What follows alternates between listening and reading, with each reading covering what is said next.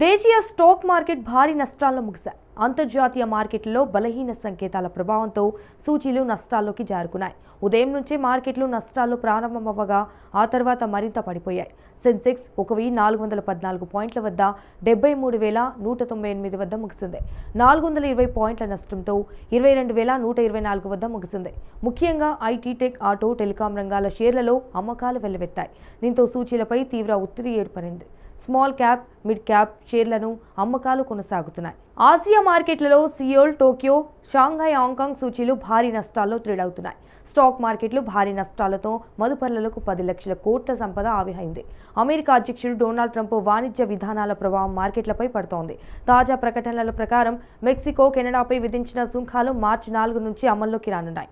అలాగే చైనాపై అదనంగా 10% సుంకం విధించనున్నట్లు ట్రంప్ ప్రకటించారు.